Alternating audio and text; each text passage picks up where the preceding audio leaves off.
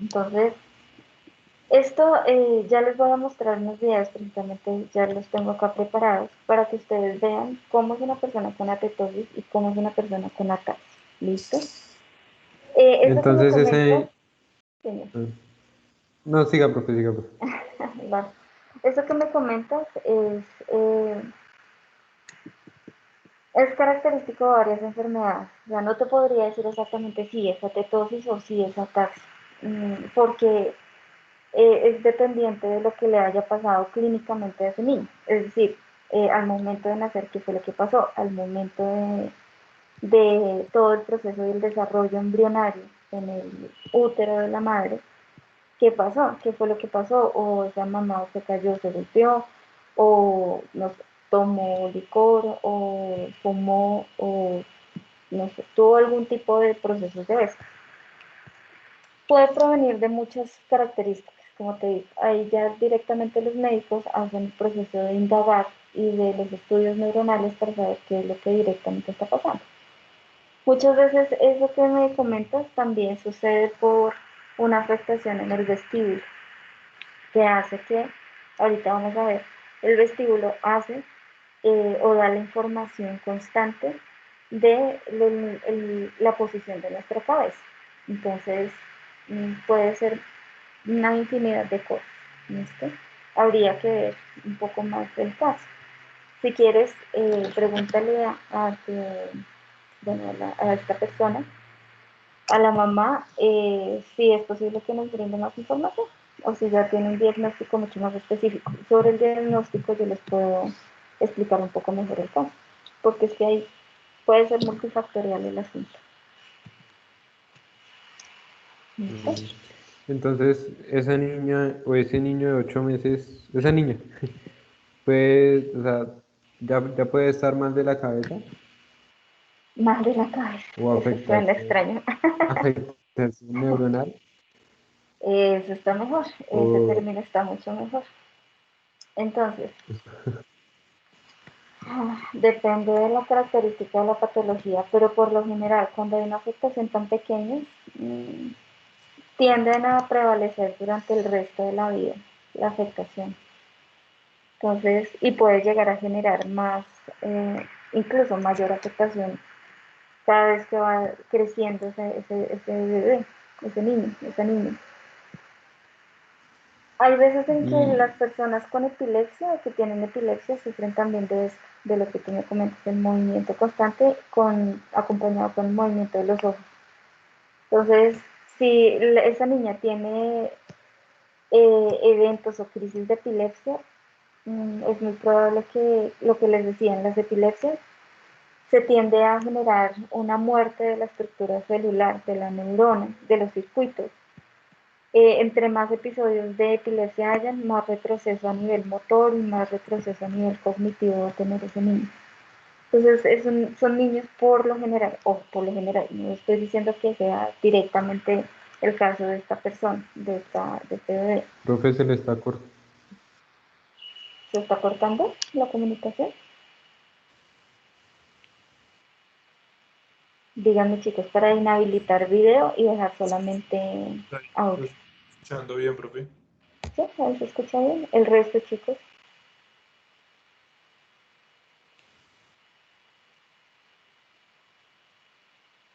no. Asumo que estamos bien. Me No, voy. profe, está bien. Listo, señor. De pronto debe ser, a ver, sí, señora Arisa, de pronto debe ser algo de tu internet. Entonces, si quieres, ubícate un poquito más cerca al router. O si no, me avisas y yo repito la información. Entonces, lo que iba diciendo. Bueno, entre más crisis epilépticas tenga una persona, un niño, es común que se le vaya perdiendo prácticamente oxígeno a las neuronas y las neuronas son muy sensibles al oxígeno y estas vayan muriendo. Muriendo entre comillas o disminuyendo más bien sus capacidades de sinapsis, etc. Entonces, esa es la gran complicación en este tipo de pacientes o de personas o de usuarios. Una pregunta. Señor, cuenta. ¿El tono muscular es la sinapsis neuronal al músculo o es ya por parte del cerebro? El tono muscular tiene tanto, digámoslo puntualmente, tiene integración tanto a nivel del sistema nervioso central como a nivel muscular. Tiene los dos. Entonces, tiene regulación por las dos. Lo que les decía ahorita, el uso neuromuscular, o bueno, lo que hablábamos la clase pasada, el uso neuromuscular es una de las estructuras de los propios sectores que determina el tono muscular. Y esto está a nivel periférico, en los músculos como tal, en el músculo esquelético. Y hay unos circuitos directos a nivel de cerebelo, de cerebro y tronco encefálico. En esa integración de la información también hay control o regulación del tono motor. Entonces, puede haber afectación acá y se ve evidenciado en la estructura completa. O puede haber afectación directamente localizada sobre un músculo por afectación en esa estructura puntual, en el uso neuromuscular. Pero me pregunto otra pregunta. Señor. La hipertonía, bueno, la hipertonía es como una resistencia del músculo al movimiento, ¿no? Pero entonces ahí eso es por un exceso de órganos tendinosos de Golgi o ya me estoy yendo mucho. O ahí. No, cuando es una hipertonía, aunque, ojo, aquí tocaría llegar a identificar de dónde se está generando, para cada usuario, ¿no? De dónde se están generando los procesos hipertónicos. Pero por lo general, los procesos son casi todos, un gran porcentaje son centrales, son de sistema nervioso central, de las afectaciones. Usualmente van a ser de ahí, ¿vale? Ok, listo chicos, entonces les voy a mostrar este videito de atetosis. Voy a activar el audio. Y aquí tengo otro de ataxia para que ustedes lo vean. Listo, este es de atetosis para que ustedes tengan una idea, ¿no? De cómo se ve una persona con atetosis.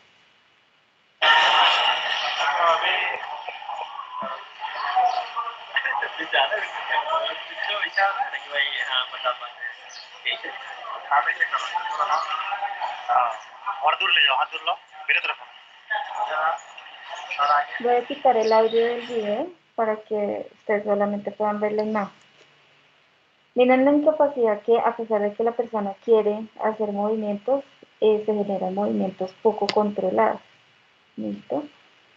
Hay casos mucho más severos, casos donde la persona hace algún movimiento o quiere hacer un movimiento y son movimientos muy bruscos de una vez. Entonces, son casos de casos que se pueden presentar. Ahí, en este video se evidencia mucho más como la incapacidad de control y el control involuntario desde miembros inferiores y miembros superiores, pero se da más en miembros superiores, ¿no? Que se ven movimientos repetidos, incontrolados. ¿Listo? Ok, ahí ya quedó. Listo, vamos a ver la atracción. Esta. Bueno, esto ya es un proceso mucho más complejo de circuitos neuronales afectados. Y si a ustedes les gusta esta parte de neurología, chicos, es muy interesante, sobre todo pues para estos en deporte, para lo que es deporte adaptado. Y acá, cuando uno empieza a adentrarse más en esta parte de patologías, afectaciones, etcétera, básicamente acá uno empieza a ver que hay denominaciones diferentes para las personas que tienen este tipo de condiciones.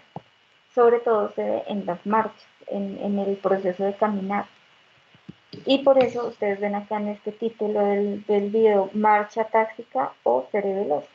¿Listo? Porque es un tipo de afectación directamente, como les decía, sistema nervioso central, que puede ser desde cerebelo. Efectivamente, la ataxia es mucho más desde cerebelo. Miren esta característica de la marcha.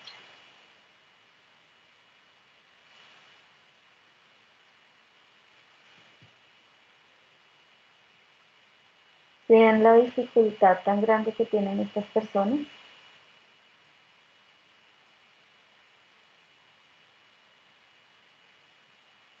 Y hay algo que se denomina así el temblor, perdón, cerebeloso.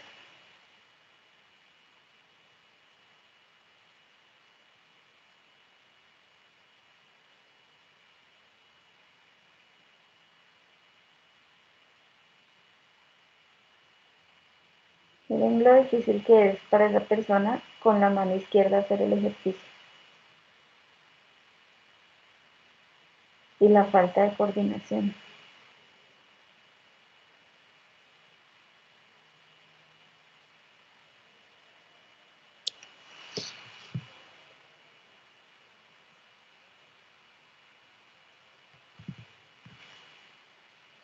¿Listo? Ahí creo que ya acabo, ahorita.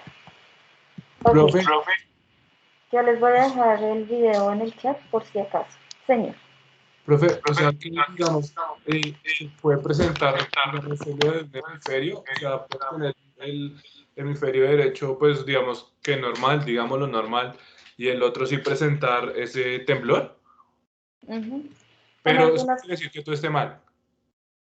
En algunas condiciones, la afectación, ahorita precisamente les presento esto también porque no solamente pues para que conozcan las patologías que se presentan, sino que también vamos a ver ahorita las vías por las cuales se genera este tipo, bueno, por las cuales se integra la información. Y la integración de la información va a ser un proceso que va a decruzar, es decir, se va a cruzar hacia la otra estructura, que es muy relacionado a lo que ahorita me comentas. Entonces, sí, en algunas patologías, dependiendo del nivel de afectación o del lugar donde se afecta, porque miren que esta es más cerebelosa, pero en cerebelo hay unas conexiones que van de cerebelo a hemisferios.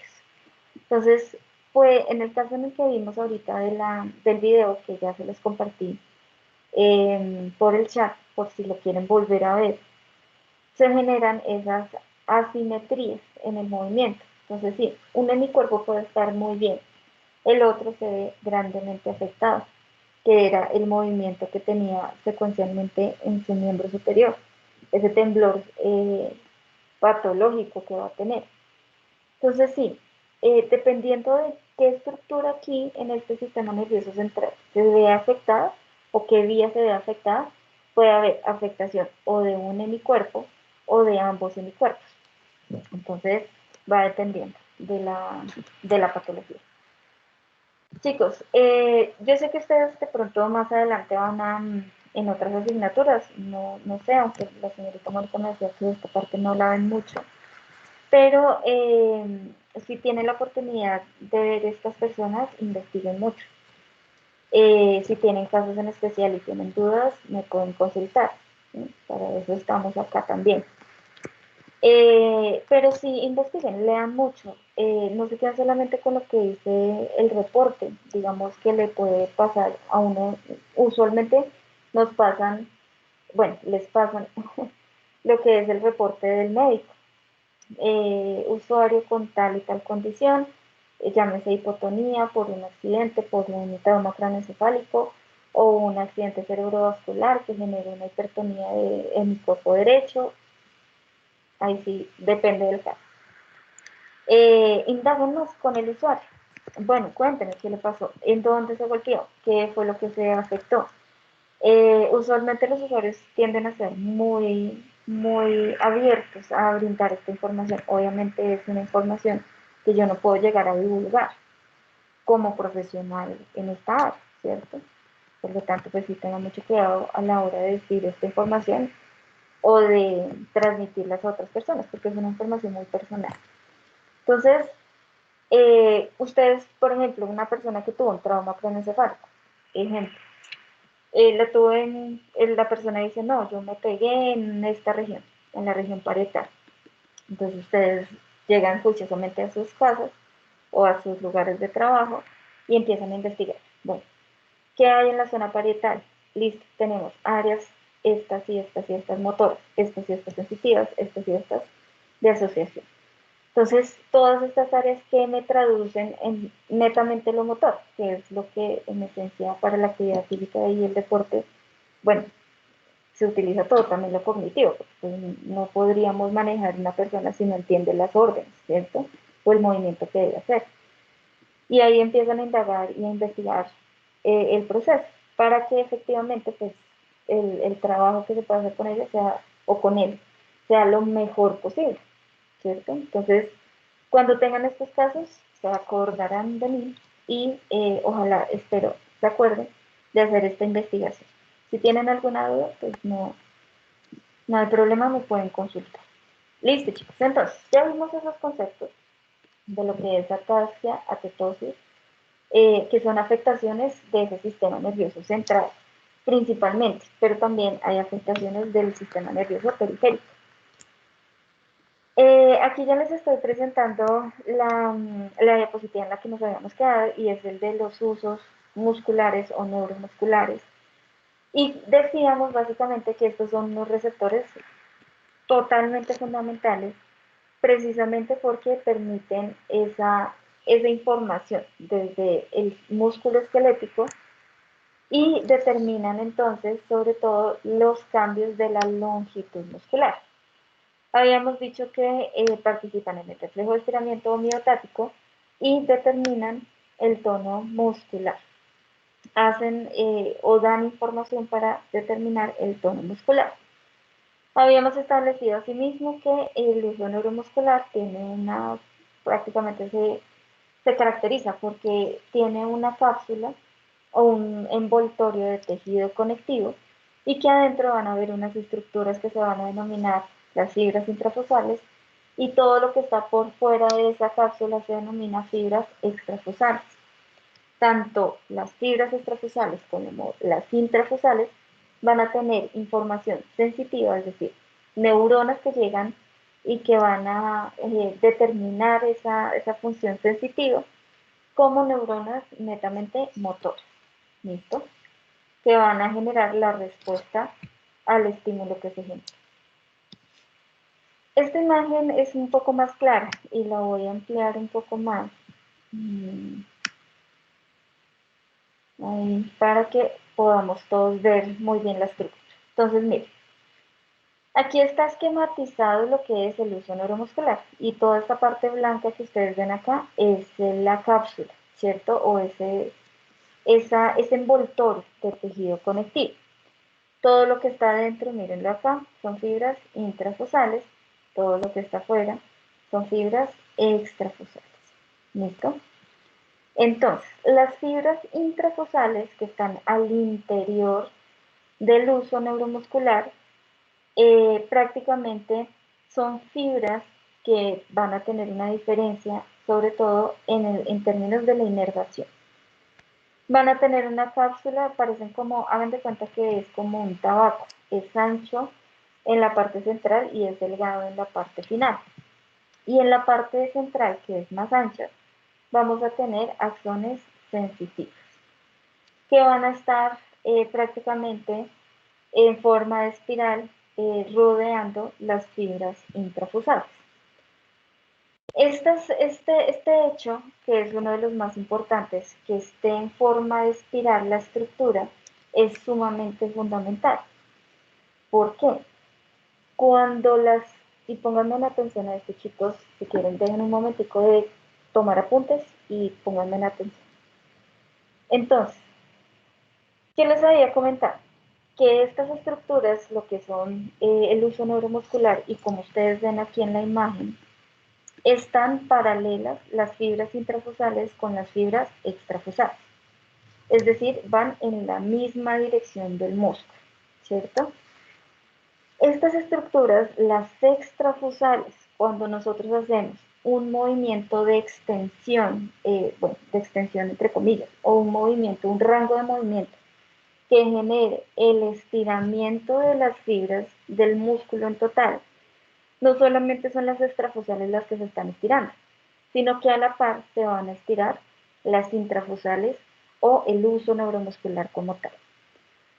Como estas fibras intrafusales tienen esa característica de que los nervios están envolviendo prácticamente o están envueltos sobre la fibra intrafusal, bueno, acá desafortunadamente no tengo la muestra.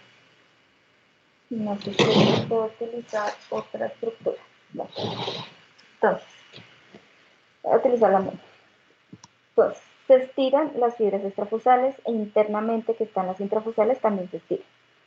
Como hay una estructura que le está dando vueltas, cuando estas se estiran, las fibras nerviosas también se estiran. Y al estirarse, estas estructuras prácticamente ahí es cuando generan el estímulo o generan el potencial de acción para determinar si esta estructura se estira nomás esto, perfecto, digamos que no se genera tanta estimulación y no genera un potencial de acción tan seguido. Pero si se llega a estirar al límite de una manera que no está acostumbrado el sistema, la cantidad de potenciales de acción que va a generar va a ir en aumento hacia el sistema nervioso central. Y esto va a generar una información donde la respuesta más lógica para que lógica entre comillas, para que esa estructura se deje de estirar, ¿cuál va a ser? Si se está estirando demasiado y se va a romper. ¿Cuál va a ser la respuesta a ese estímulo de estiramiento excesivo? Para que no se rompa, ¿qué se necesita hacer? La contracción. Exactamente, la contracción muscular. Entonces, la estructura, el uso neuromuscular da esa información de estiramiento excesivo.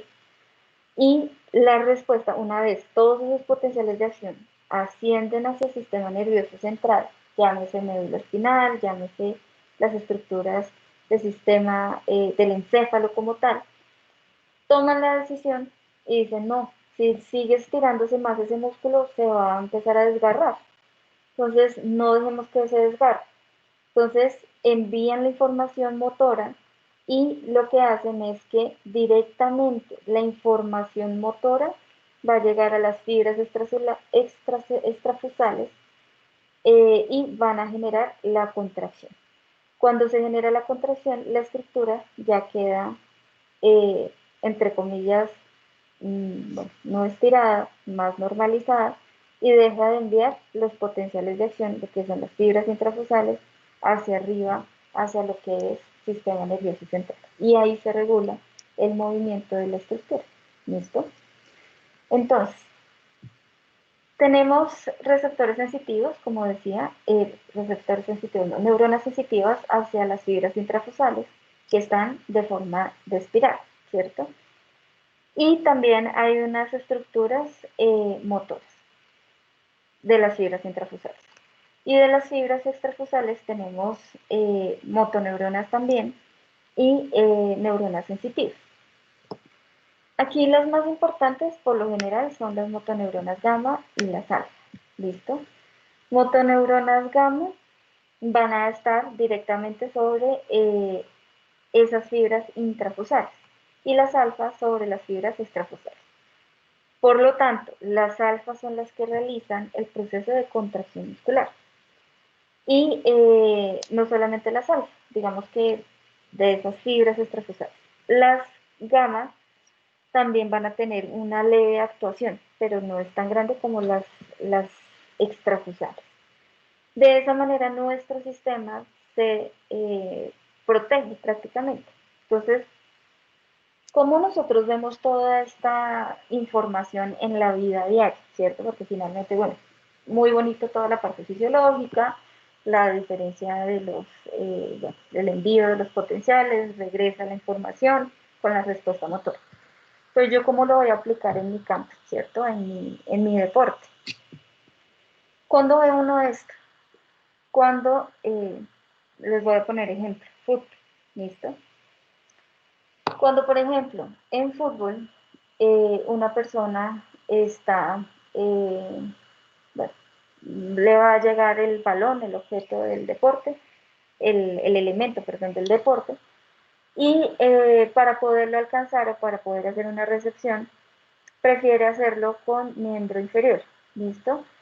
Y va a ir a hacer todo un proceso de flexión de cadera, ¿cierto? Extensión de rodilla, para poder alcanzar, hace una patada prácticamente, o lanza una patada para poder hacer recepción de ese balón. ¿Quiénes son los que están sufriendo una extensión excesiva ante ese movimiento? Díganme, chicos. Grupos musculares. ¿Quiénes son los que están haciendo esa extensión excesiva? O ese estiramiento excesivo. Los isquiotibiales. Exactamente, los isquiotibiales. Por eso, y las personas que trabajan muy probablemente en fútbol, los isquiotibiales son una de las estructuras musculares que usualmente se lesionan en este deporte y en general en los deportes de conjunto y de contacto. Entonces, básicamente, ante ese movimiento, los isquiotibiales se empiezan a estirar, pero de una manera muy fuerte. Que si esa persona no está acostumbrada o no ha sido entrenada antes para realizar este tipo de movimientos de manera controlada, pues el músculo, al no estar acostumbrado, genera ese estiramiento excesivo. ¿Listo? Puede llegar el punto en que a ese estiramiento excesivo la estructura empieza a romperse, empieza a tener microrupturas, las fibras como tal. Precisamente porque prácticamente el reflejo, que ya lo vamos a ver, no se alcanzó a dar de manera, digamos, lo más rápido posible para proteger al músculo y generar la contracción.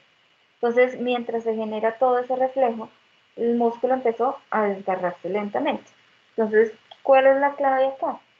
Entrenar a los usuarios para generar movimientos con, bueno, sobre todo hablamos de escuelas de formación deportiva, hablamos de clubes, federaciones, deporte élite, de altos logros, etc.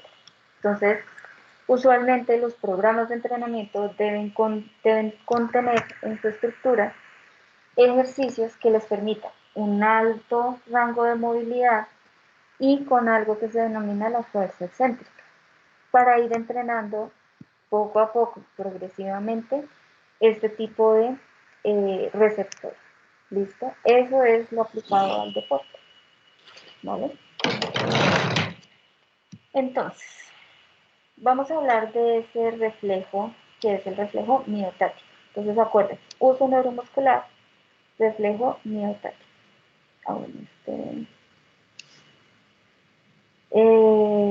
Bueno, aquí como vamos a empezar a hablar de los reflejos, hay una información fundamental que se los daba también el libro.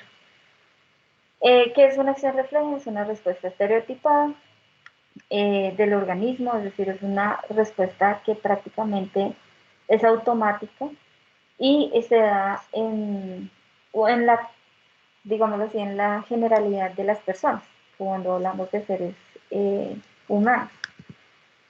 El arco reflejo tiene varias partes, lo que es el receptor sensorial, que el propioceptor que estamos viendo es el uso neuromuscular, la neurona sensitiva, la neurona motora, la motoneurona, también es exactamente lo mismo, y la estructura que hace el efecto o que hace la respuesta, el músculo, la glándula, etc. ¿Cuáles son los tipos de reflejos que tenemos? Los monosinápticos, los polisinápticos, que son circuitos neuronales.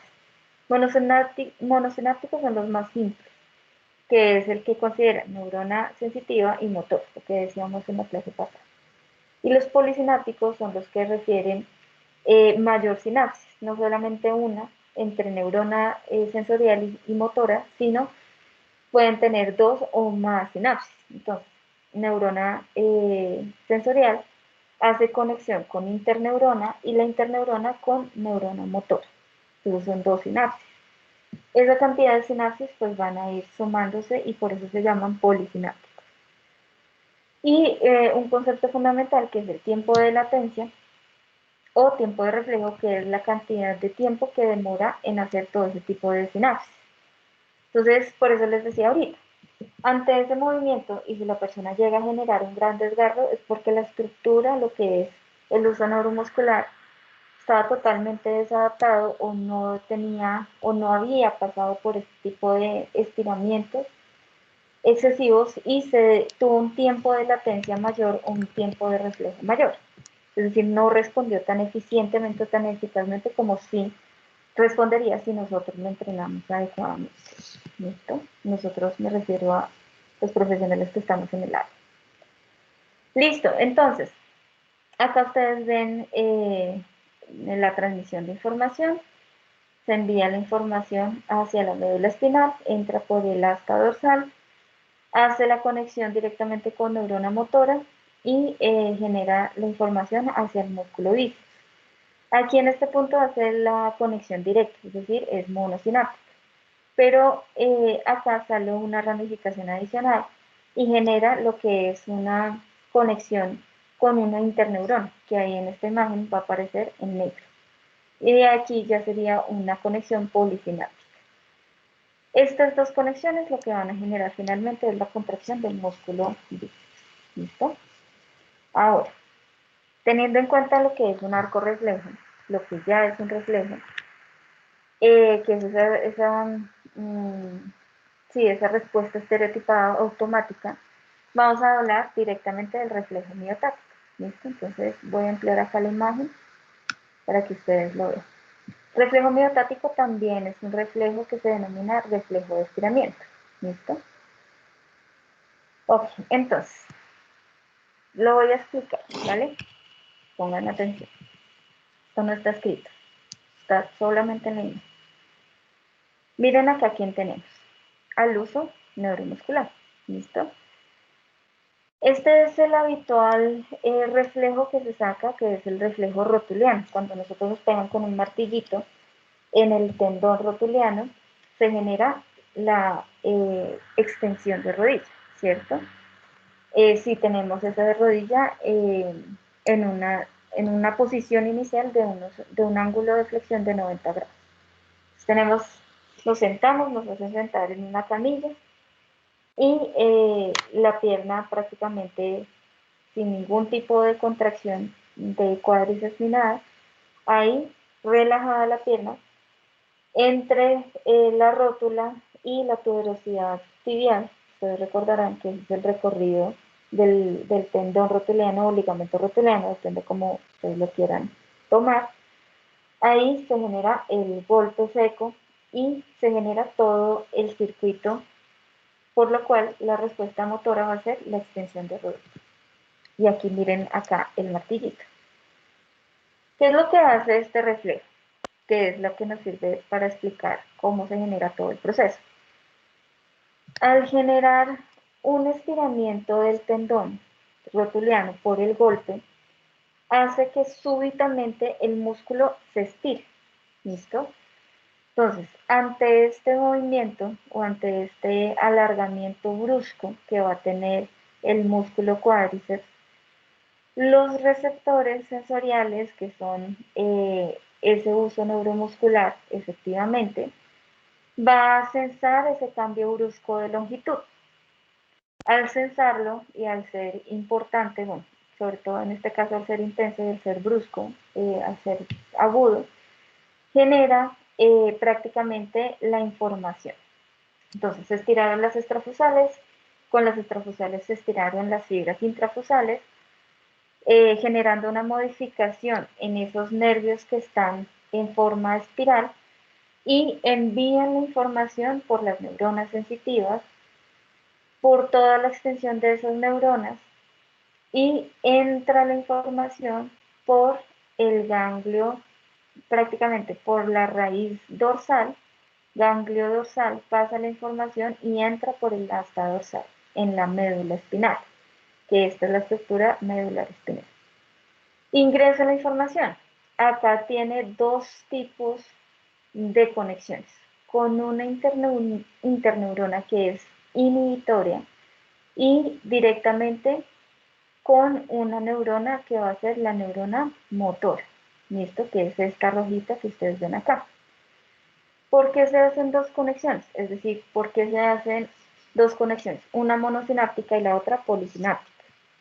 Porque la monosináptica va a generar directamente el movimiento en la estructura, ¿cierto? Y la polisináptica o la conexión con la interneurona inhibitoria va a generar información hacia el músculo antagonista, en este caso. Entonces, me explico para que sea un poco más claro. Se generó la información, pasó y se transmitió por la neurona sensitiva, llegó a la raíz dorsal, al astado dorsal, y acá se generó la primera conexión. Quedémonos con esta primera. Esta conexión, que se hace directamente con la neurona motora, va a generar la respuesta principal en el músculo donde se generó la modificación, es decir, donde se detectó el estiramiento.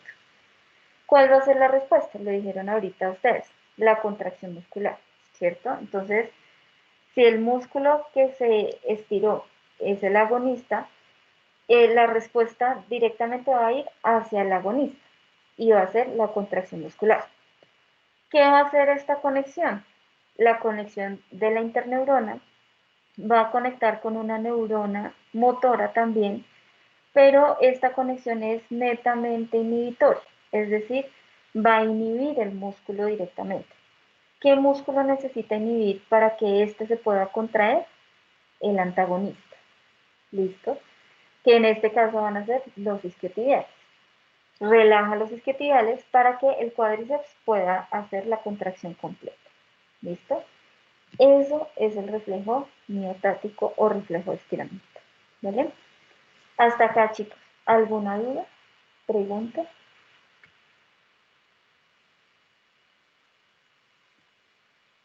Díganme, chicos, para yo saber y argumentar un poco más o explicar más esta parte.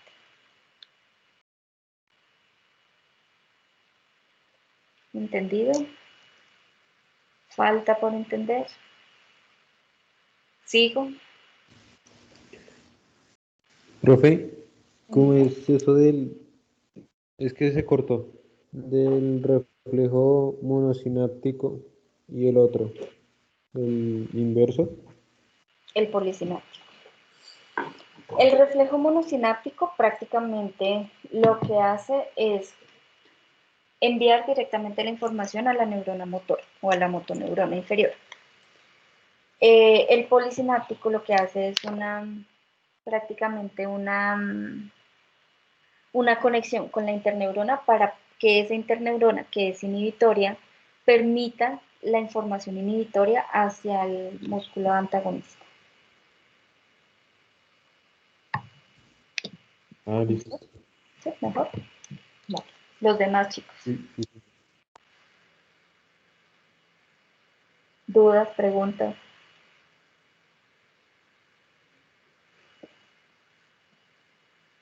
Vale.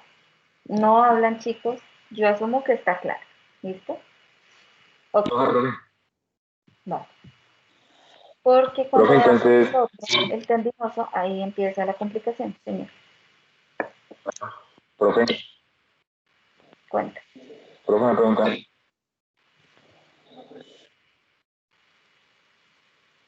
Te escucho.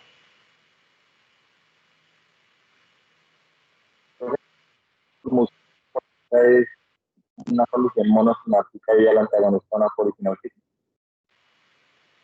Se te escucha un poquito entrecortada. Bueno, me dices o me avisas si es esta tu pregunta. Te entendí que sí, entonces para un reflejo van a haber dos circuitos, uno monosináptico y otro polisináptico, ¿sí? ¿Esa fue tu duda? Sí, pero para el músculo agonista, o sea, digamos en el cuádriceps, es monosináptico y para el isquio es el antagonista del polisináptico. Sí, señor, así es, tal cual. Listo, perfecto. Entonces, esto es lo que es el reflejo miotático. Vamos con los órganos tendinosos de Golgi. Entonces, ya vimos la actuación o el funcionamiento del uso neuromuscular. Vamos con los órganos tendinosos de Golgi. que son estructuras que van a estar, como su nombre lo indica, en los tendones. Esta estructura prácticamente va a ser una estructura no tan estructurada, valga la redundancia, es decir, no tan sí, compleja como el uso neuromuscular en términos de las cantidades de neuronas sensitivas, neuronas motoras, intrafusales, extrafusales, etc. Sino que esta prácticamente va a tener una cantidad de neuronas sensitivas que se van a denominar 1B. Y estas sensitivas van a estar entre las fibras de colágeno de los tendones, prácticamente. Entonces, no son, digámoslo así, como lo decía ahorita, tan estructuradas como la anterior. Estas estructuras tienden a ser un poco más desorganizadas, digámoslo así, o sea, no tienen una estructura especial, un orden especial, sino que literalmente pues las fibras sensitivas, el nervio no, el axón directamente de la estructura, de la neurona, va a estar conectándose con todos los haces que van a estar en el tendón. Sí va a tener una cápsula, pero no es tan organizada, digámoslo así, como la otra estructura. El tendón va a tener una característica, o este órgano tendinoso de Golgi va a tener una característica muy puntual, y es que esta estructura pues da la continuidad, o más bien el músculo da la continuidad al tendón. Ustedes recordarán que un tendón, cuando nosotros vimos en morfología, juiciosamente estas estructuras musculares, tendón, etc., ustedes recordarán el músculo tiene muchas capas, ¿cierto? Y que esas capas van a estar determinadas por unas fases, epimicio, endomicio, perimicio, etc. Esas capas son las que después forman el tendón, ¿cierto? Entonces, ese tendón internamente va a tener muchas fibras de colágeno y ya dijimos que esta neurona va a estar, la neurona aferente va a estar inmiscuida prácticamente con todas las fibras, o bueno, con la gran cantidad de fibras que están en el tendón. Esta estructura, el tendón, cuando el músculo se contrae, que el músculo se contrae hacia el centro o hacia el vientre, el tendón automáticamente se estira. Y por eso el órgano tendinoso de Golgi, al estar prácticamente estas neuronas entre las fibras de colágeno, cuando las fibras de colágeno se estira también y se generan los potenciales de acción en esas neuronas aferentes, generando el estímulo. En ese sentido, entonces, el órgano tendinoso de Golgi va a ser mucho más, va a responder a lo que es las tensiones excesivas, es decir, a la contracción excesiva. ¿Listo? Entonces miren que aquí tenemos dos órganos diferentes, dos estructuras proprioceptores diferentes. Uno responde al estiramiento excesivo para que no se desgarre la estructura, el músculo puntualmente, y el otro responde a una contracción excesiva que también puede llegar a generar rupturas o modificaciones en el músculo esquelético. ¿Listo? Entonces, aquí tenemos el reflejo tendinoso, que es el reflejo en el cual actúa el órgano tendinoso de Golgi. ¿Listo? Entonces, me explico. Voy a ampliar acá para que nos entendamos un poquito. Listo, ahí aparece todo. Entonces, acá está el órgano tendinoso de Golgi. ¿Listo? Esta estructura azul que para efectos del ejemplo sigue estando la persona en una posición, entre comillas, inicial, que es una posición que la persona está sentada con sus rodillas en un ángulo de 90 grados. Pero el hecho acá va a ser diferente, no va a haber un golpe específico ni nada de eso, sino que simplemente la estructura, el músculo, el cuádriceps, como estructura fundamental, va a generar una contracción muy fuerte. ¿Listo? Piensen en una contracción, ejemplo, las contracciones que se generan en, se me olvidó la denominación, en un calambre, perdón, en el calambre. Entonces, digamos que la estructura del músculo cuádriceps tuvo este tipo de reacción, tuvo un calambre. Al generar esa contracción excesiva, entonces, como decía ahorita, el tendón se estiró. Al estirarse el tendón, los órganos tendinosos de Golgi empiezan a generar el potencial de acción. Entonces, mírenlos acá. Ellos muy bonitos, entrecruzados con las fibras de colágeno del tendón, generan, apenas el tendón se estira, genera la información por la neurona aferente. Esa neurona aferente entra por la raíz dorsal, ganglio dorsal, entra por la asta de la médula espinal. Una vez entra en el asta de la médula espinal, acá la información tiende a ser más polisináptica. ¿Listo? Entonces, acá tiene una conexión con neurona, con interneurona, que va a ser una conexión excitatoria, que es esta, y esta inhibitoria. Nos vamos a ir por la excitatoria. ¿Listo? Entonces, cuando esta estructura genera esta información, ¿cierto? De contracción muscular, que es totalmente diferente al reflejo miotático, ¿cuál sería la respuesta ideal ante una contracción excesiva? ¿Qué creen ustedes? Si es lo contrario del anterior.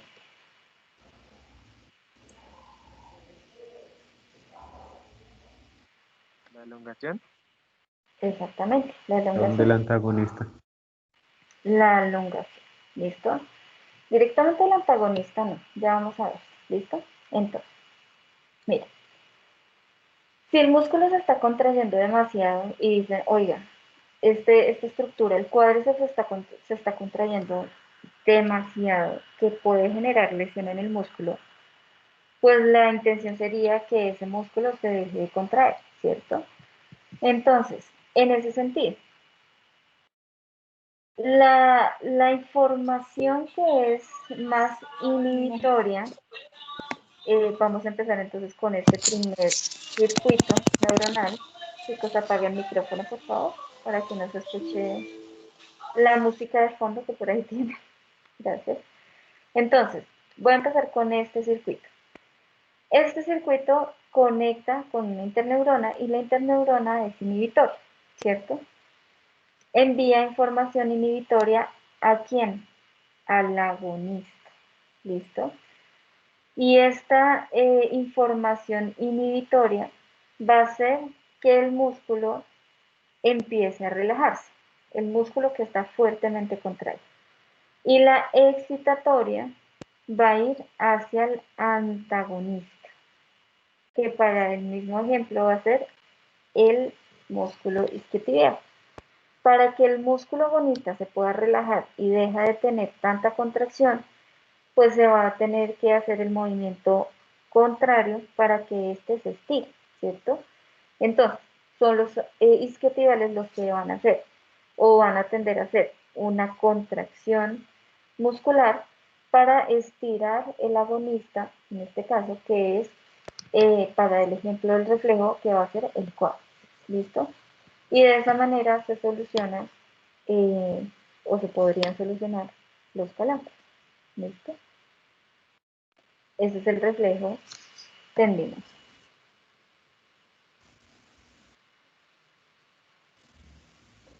¿Listo? ¿Dudas? Profe, ¿Preguntas? qué fue lo que dijo del evitar el calambre? Entonces,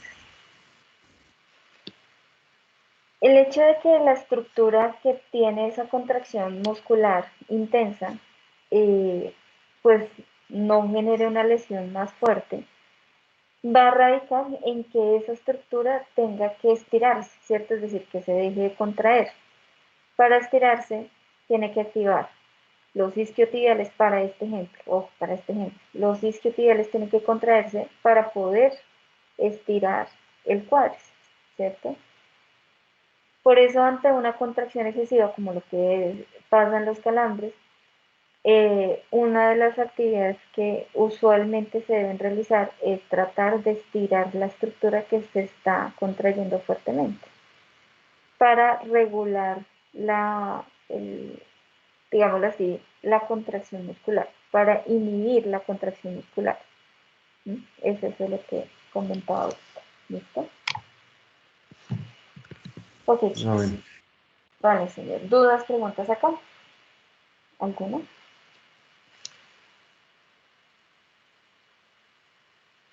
Chicos, dudas, preguntas. Díganme. No. ¿Claro? Mm, Los demás chicos, ¿claro? Me preocupa que algunos de no les he escuchado la voz hoy. Creo que sí. Listo. Es que no hay micrófonos en la biblioteca, pero le estamos entendiendo perfecto. No, Ah, bueno, sí. O si no, por el chat, me escribe. ahorita le preguntamos. Vale. Listo. Entonces, ojo con esto, porque esto es pregunta obligada de evaluación.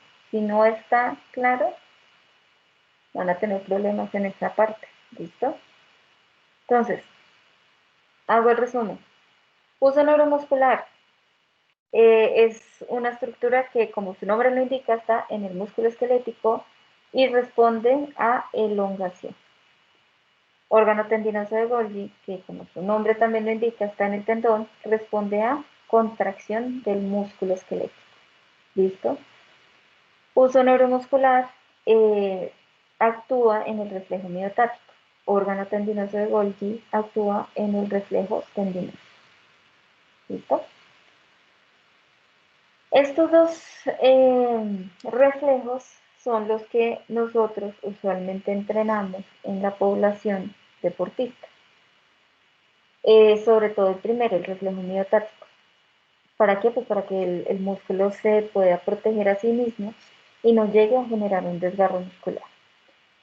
En el caso en que efectivamente se genera el desgarro muscular es porque hizo falta entrenar un poco más esa movilidad articular a rangos muy amplios de movimiento con fuerza excéntrica. El órgano tendinoso de Golgi es una estructura que se tiende a, digámoslo así, a entrenar con ejercicios, como su nombre lo indica, más propioceptivos, para que efectivamente, si se llega a generar un calambre, pues la estructura rápidamente pueda ser inhibida. ¿Listo? Ok. Tenemos receptores sinestésico-articulares, que son receptores como los que veíamos anteriormente, que son más somáticos, pero que van a estar presentes en la cápsula articular y en algunos ligamentos. Entonces tenemos, sí o sí, terminaciones nerviosas libres, las cuales nos van a brindar información sobre dolor en las estructuras articulares. O sobre presión también van a dar algo de información sobre la presión en esas estructuras articulares. Caso como lo que yo les explicaba en su momento. Lesión del ligamento cruzado anterior, lesión del ligamento colateral medial, colateral lateral, afectaciones directamente sobre el ligamento rotuliano, tendón rotuliano, etc. Hay muchas condiciones patológicas que pueden desencadenar el potencial de lesión en las terminaciones nerviosas libres y con eso nosotros somos conscientes de que hay un dolor en especial. Eso fundamentalmente. A nivel meniscal, y yo les explicaba, no, las personas nuevamente me disculpan las que no estuvieron conmigo en morfología, pero también lo hago referencia acá.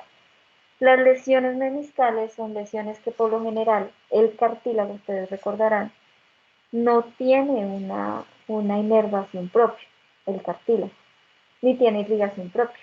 Esa es una de las características más complejas del cartílago articular. En las lesiones meniscales, ejemplo de la rodilla, las lesiones tienden a no generar dolor directamente, sino incomodidad y molestia y un bloqueo en la rodilla, precisamente porque no hay presencia directa de estas terminaciones nerviosas libres.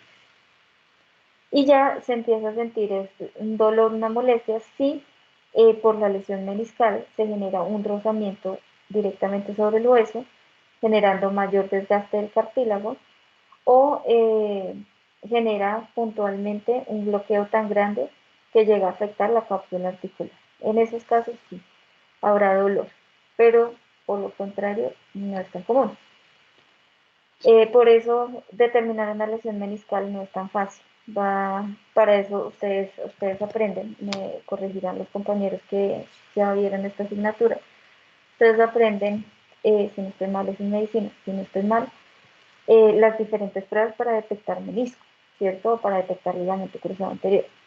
Porque estas estructuras, sobre todo lo que es el cartílago articular y esta porción de fibrocartílago adicional que tenemos en la rodilla, pues no es usual que haya un signo claro de dolor en esa región, sino ya con pruebas muy específicas y a presión se puede determinar esto. Tenemos mecanorreceptores que son los receptores, ejemplo Ruffini, que identifican el estiramiento y la presión en estas estructuras, en los ligamentos y en la cápsula articular. Entonces, si yo tengo un estiramiento excesivo de, ejemplo, ligamento colateral medial, porque hice un valgo de rodilla al momento de hacer un aterrizaje, después de hacer un salto, y se me fue la rodilla hacia adentro, ¿cierto? Hacia un valgo adicional. Pues ese estiramiento adicional está determinado. Mi profe, muy buen día. Bien, me alegro. Entonces, este va a estar sensado por los receptores de Ruffini y puede llegar a generar también un estímulo sobre las terminaciones nerviosas libres. Y ya lo que son los receptores que se denominan Pacini, prácticamente están más hacia la membrana externa de la cápsula articular y van a generar un proceso de aceleración y desaceleración, o más bien van a sensar los procesos de aceleración y desaceleración de las estructuras articulares. Entonces, por ejemplo, si yo voy corriendo y hago se me olvidó el nombre, bueno, freno, se me olvidó el nombre técnico, freno, porque ya voy a llegar a la línea, ese proceso de desaceleración abrupta que yo puedo llegar a sentir como una pequeña molestia también en la articulación, sobre todo en rodilla, van a ser causados directamente por estas estructuras que son los corpúsculos de Pacini. ¿Listo? Entonces ahí tenemos los principales receptores articulares, no se les vaya a olvidar. Pacini, aceleración, desaceleración; Ruffini, estiramiento, compresión o presión; y las terminaciones nerviosas libres para el dolor y también para ayudar a los procesos de presión. ¿Listo? A tener el centro de esa presión adicional. ¿Ok? Listo. Aquí tenemos entonces, esto es un resumen, es un esquema, señor. Ya que hablo de las terminaciones nerviosas en el talón, dicen que duele más cualquier golpe o cualquier resentimiento y es porque hay terminaciones nerviosas. ¿Es cierto? En el talón. Sí, señora. De hecho, el talón es una estructura que usualmente no es tan sensible. Usualmente no es tan sensible. ¿Por qué? Porque en esta región nosotros tenemos uno de los huesos más grandes que es el calcáneo, ¿cierto? Para lo que son los huesos del talón. El calcáneo es sumamente fuerte y debajo del calcáneo, eso sí no lo alcanzamos a ver en morfología, pero se los comento acá. Debajo del calcáneo tenemos unas almohadillas, que son unas almohadillas de tejido graso. Y tenemos lo que es una estructura que es la fascia plantar. Todas esas estructuras le dan un soporte muy bueno al talón para soportar todo nuestro peso y todos los impactos que normalmente usualmente hacemos. Y básicamente esa estructura, por lo que nosotros apoyamos tanto el peso en esta región, o gran porcentaje del peso, usualmente crea mucho tejido, que es tejido epitelial adicional, como un refuerzo, que eso es lo que buscamos prácticamente. Entonces, usualmente esta estructura no es tan sensible, pero si nos vamos a una lesión en esta estructura, ahí sí, complejo, porque el talón, precisamente por lo que soporta todo nuestro peso, o bueno, gran porcentaje de ese peso, como venía diciendo, es un punto constante de contacto. Si se lesiona esa estructura, pues tarda, más que todo tarda en poderse recuperar o reparar el tejido. Entonces es más por eso. En general, sí, todo el pie tiene gran cantidad de receptores y receptores, terminaciones nerviosas libres en general va a tener muchísimo. Pero es el hecho de que el talón es el punto de apoyo principal del pie y si hay alguna lesión, no sé, se entra una cazuela o se lesiona con una piedrita, lo que sea, va a ser sumamente complejo y va a ser muy doloroso porque esto se está constantemente e incluso ya es algo automático que usualmente nosotros ponemos el talón. Ya cuando hay una lesión, pues sí, va a tender a hacer más una plantiflexión y apoyar más el peso en esa región. Pero es más por eso. ¿Listo? Listo, bro. Gracias. Sí, con gusto. Listo, chicos. Entonces, como les venía diciendo, aquí en este esquema ustedes encuentran prácticamente el resumen de los diferentes receptores por las categorías de lo que es mecanorreceptores, Pacini, Meissner, Krauss, Merkel, Ruffini, termorreceptores, Ruffini, Krauss, nociceptores que van a ser pues los que vamos a estar viendo, sobre todo el sistema A, cardiovascular y respiratorio, que son uno de los más importantes, que sensan sobre todo elementos químicos o variaciones químicas internas, y los proprioceptores que ya los vimos, el órgano tendinoso de Golgi, el uso neuromuscular y los diferentes estructuras que hacen parte de las articulaciones. ¿Listo? Esos receptores sensoriales articulares. Ok. Esto pues ya ustedes lo tienen en información. De acá, de esta tabla, voy a resaltar principalmente este proceso de adaptación.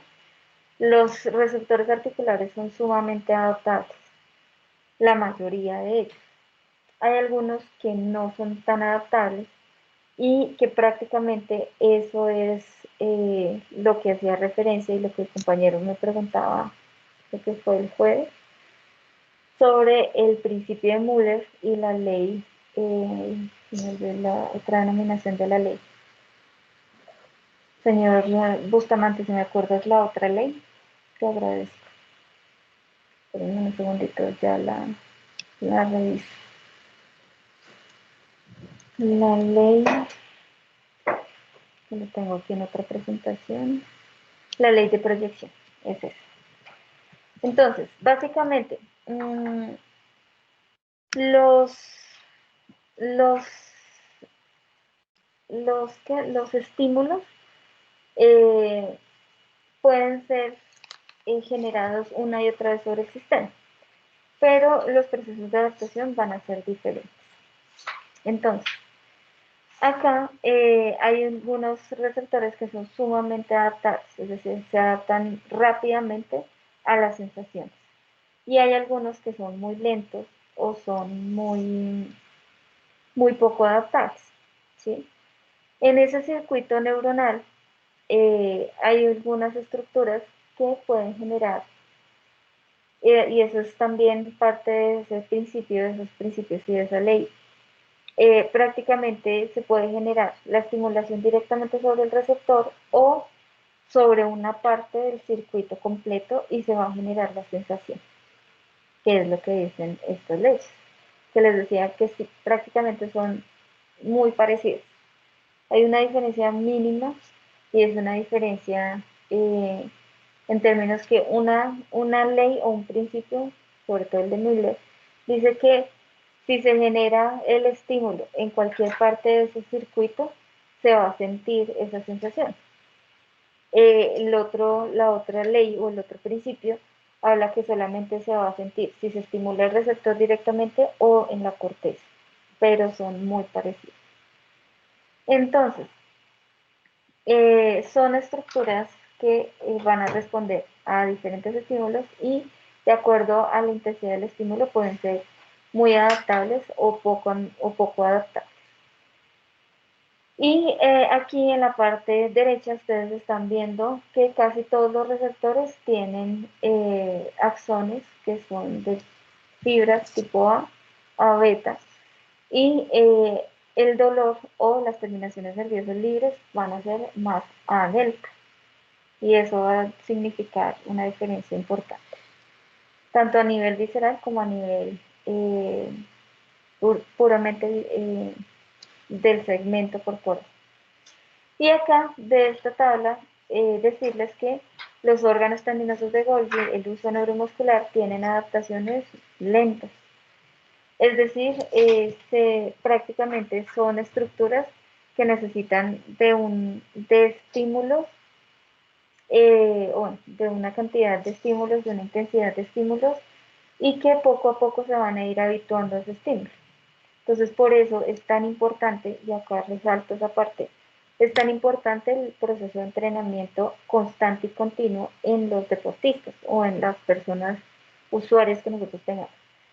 No solamente lo ideal es trabajar una sesión semanal, sino hay que hacerlo con mayor frecuencia, todo lo que es propiocepción, porque miren que estos receptores poco a poco se van a ir adaptando. Esto es de sus características fisiológicas. Lo que son estos corpúsculos Pacini son mucho más lentos y los Ruffini son más, perdón, son mucho más rápidos los Pacini y son mucho más lentos los Ruffini. Y esto también va a ser importante para las lesiones. ¿Listo? Ok. Entonces, los receptores tienen características de especificidad, adaptabilidad y graduación. A especificidad en términos del estímulo que se va a generar. Hay receptores que solamente responden a un solo estímulo. Hay receptores que pueden responder de acuerdo al estímulo, a la intensidad del estímulo, a varios procesos o a varios o a más estímulos, dos o más estímulos, por lo general dos. Caso en algún momento les comenté, ejemplo, la luz, esa luminosidad va directamente a sensar o a ser sensada por mis receptores que están en el ojo, ¿cierto? Que son los bastones y los conos. Que de eso ya ahorita les voy a decir, van a leer para la próxima semana. Y esa es la principal función de esos receptores, ¿cierto? Sensar la luz, las diferencias de luz, y ya con todas las estructuras específicas del ojo me va a permitir ver de lejos, ver de cerca, diferenciar figuras, diferenciar colores, etc. Pero si yo llego a generar un golpe, ¿cierto?, sobre la estructura, se va, ese estímulo que es tan intenso mecánico deforma tanto o puede llegar a afectar tanto la estructura que también estimula los fotorreceptores o los conos y los bastones, haciendo que yo vea estrellitas ante el golpe. Entonces, estos receptores, si bien tienen una especificidad, dependiendo de los estímulos y de la intensidad de los estímulos, también podrían llegar a responder. ¿Listo? Son sumamente adaptables, como les decía, hay algunos que son sumamente adaptables, otros se demoran más en adaptarse al estímulo. Tanto así que pueden llegar a generar una disminución o una anulación de la sensación puntualmente. Y el estímulo, prácticamente dependiendo de la intensidad, también el receptor puede graduar esa intensidad. Entonces, el receptor puede generar prácticamente una respuesta mucho más frecuente o mucho más separada, dependiendo del estímulo, como se su receptor aquí es. Listo. Ok, chicos, creo que por temática no alcanzamos a ver más. Aquí ya empezamos sistema de integración. Listo, pero antes de empezar sistema de integración, necesitamos ver receptores especiales que son los de la visión, olfato, audición equilibrio y gusto. ¿Listo? Entonces, chicos, para la próxima semana, ahorita me cuentan si tienen dudas de lo que vimos hoy, pero para la próxima semana les voy a dejar aquí en el chat, me van a investigar prácticamente cuáles son los receptores y cómo funcionan para la visión, el olfato, el gusto, la audición y el sistema vestibular. ¿Listo? Ahí se los dejo. Y ya les va a llegar al chat. ¿Listo? Entonces, por favor, lean de esa parte. Esta parte es sumamente fundamental, sobre todo lo que es visión y audición y vestíbulo. ¿Listo?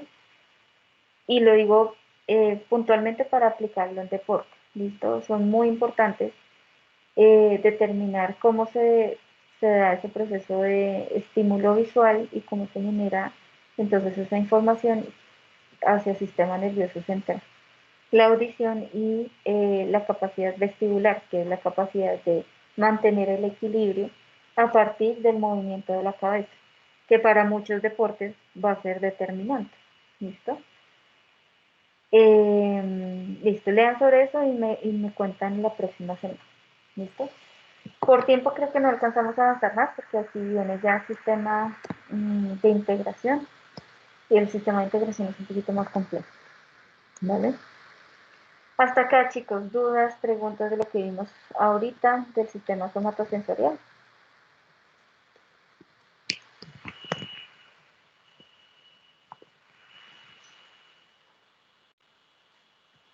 Muchachos, dudas, preguntas. Cuéntenme.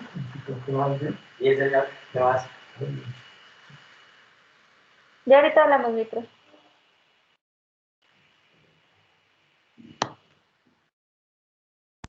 No, no, señora. Vale. Listo, chicos. Entonces, no tienen dudas.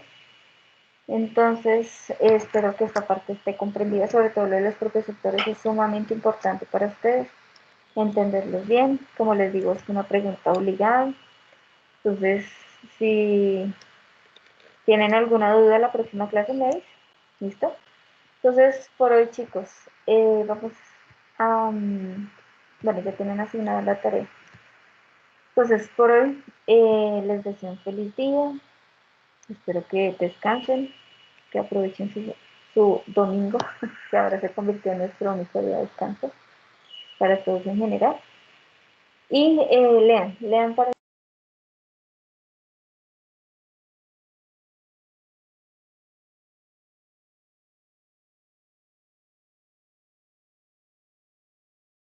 Profe, no se te escucha.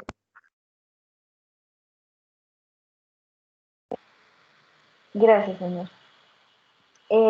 Hasta donde me escucharon. Uy, se te fue la voz bastante. Sí. Bueno, les No, estaba... pues, después de que nos Sí. preguntaste si teníamos preguntas y ya y eso. Bueno, vale, chicos. Entonces, como no hay más preguntas, pues vamos a dejar la sesión hasta acá. Les deseo un feliz fin de semana, que descansen. Y también lean mucho sobre esto, ¿vale? Entonces, haremos una parte de revisión de estos sentidos especiales. Lo que les digo, nos vamos a centrar sobre todo en visión, audición y vestíbulo. Y lo acercaremos al deporte, ¿listo? Y ahí sí empezamos el sistema de integración. Si tienen dudas sobre la evaluación, revisen el formato que ya les dejé en Excel y anotan, bueno, esta pregunta no me quedó clara, por qué sí, por qué no, por qué me quedó bien, por qué me quedó mal. Y les aclaro también sus dudas la próxima clase. ¿Listo? Dedicaremos una partecita de la clase a estos receptores y empezamos con sistema de integración y vías sensitivas, vías motoras y toda la parte muscular como efectores que vamos a estar revisando. ¿Listo? No es más, chicos, si no tienen más dudas, entonces que tengan un feliz día. Cuídense mucho, que descansen. Listo, profe, gracias. A ustedes, muchachos, gracias por la atención. Cuídense mucho.